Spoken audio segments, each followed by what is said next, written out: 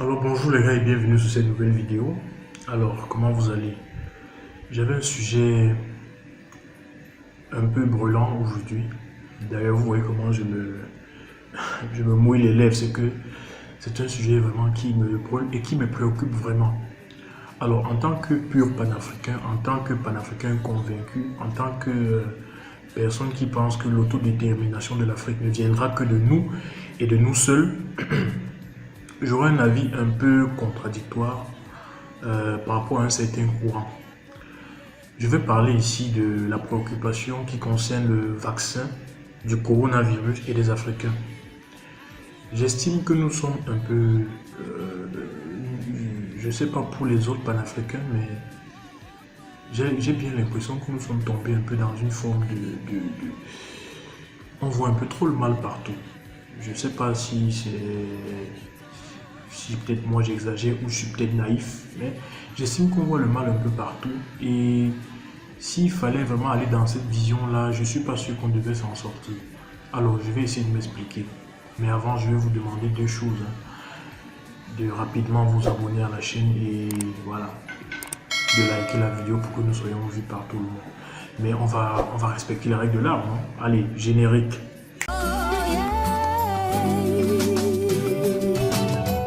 Je ne savais pas un jour que je pouvais me réapproprier les valeurs africaines. Je ne savais. Alors, de quoi est-il question aujourd'hui? Il est question de parler des Africains et de leurs problèmes, ou je vais dire leur peur du vaccin contre le coronavirus.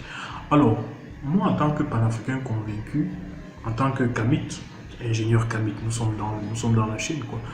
Alors, j'aurais été tenté de penser que non, il faut faire attention au vaccin.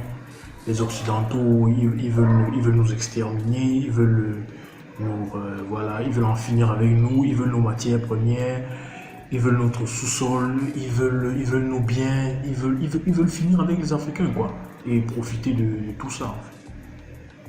J'aurais été vraiment tenté de penser comme ça. D'ailleurs que ce n'est même pas une pensée qui est si naïve que ça, ou qui est si mauvaise que ça. Mais le côté vicieux, c'est qu'il faut faire attention. Il y a deux choses. La première chose, c'est qu'il y a la maladie. Les gens sont malades. On est vraiment malade. Le corona touche des gens. Le corona, à une certaine époque, on n'y croyait pas beaucoup. Mais quand tu as des proches qui en meurent, je vous jure que vous perdez un peu vos notions de statistiques, vous perdez vos notions de juste le fait de parler de vaccin. En fait, quand ça vous touche un proche, et surtout quand c'est en Afrique, surtout quand c'est ici, avec vous, sur votre terre natale, vous arrêtez un peu de philosopher. Et je pense que c'est un peu ça qui crée la polémique en ce moment. Les gens philosophent beaucoup, les gens critiquent beaucoup. Est-ce qu'ils savent de quoi ils parlent? Je ne suis pas très sûr. Alors, rapidement, je vais chuter parce que c'était une très courte vidéo. C'était vraiment pour vous faire comprendre quelque chose. C'était pour vous faire comprendre mon point de vue par rapport à une certaine actualité. Les gars, sérieux, si les Blancs veulent nous tuer, n'est-ce pas? Je dis, si les Blancs veulent nous tuer, si les Occidentaux veulent nous tuer, mes gars panafricains, c'est surtout à vous que je parle même pas au reste. Si les Occidentaux veulent nous tuer, ce n'est pas dans le vaccin.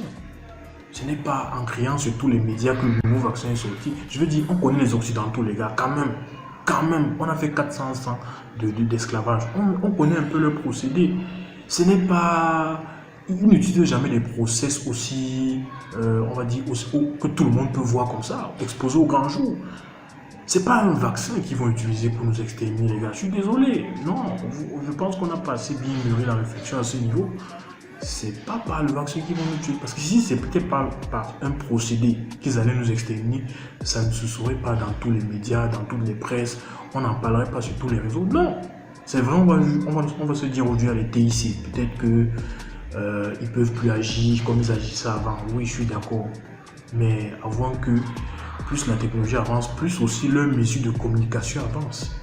Donc ce qui est sûr, c'est que s'ils veulent nous faire du mal, ce sera toujours de façon insidieuse. Ce sera toujours avec ce sera toujours sous forme de cheval de Troie. Quelque chose qu'on ne verra pas venir.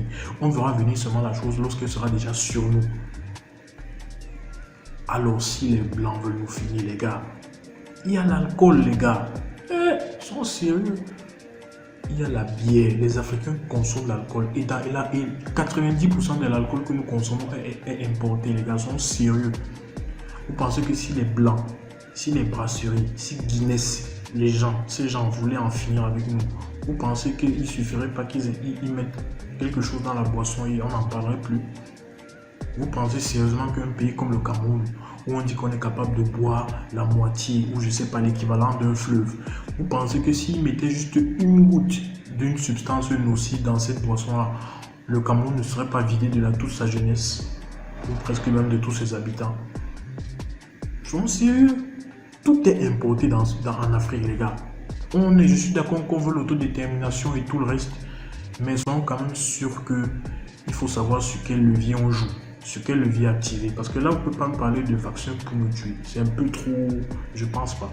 Parce qu'on parle du vaccin du corona aujourd'hui, mais faites gaffe que l'Afrique ne fabrique même pas de vaccin. Tous les autres vaccins, qu'on dit vaccin du palu, vaccin de la polio, vaccin de ceci, vaccin de cela, tout cela est importé. Donc l'importation du vaccin même là, les gars, si on va aller dans le fond, ça ne commence pas aujourd'hui. Donc vraiment, je suis désolé, mais ça commence pas aujourd'hui. Alors vraiment, je vous exhorte à revoir un peu votre façon de penser. Vraiment, moi je vous invite à cette réflexion-là. Essayez de voir le vaccin autrement.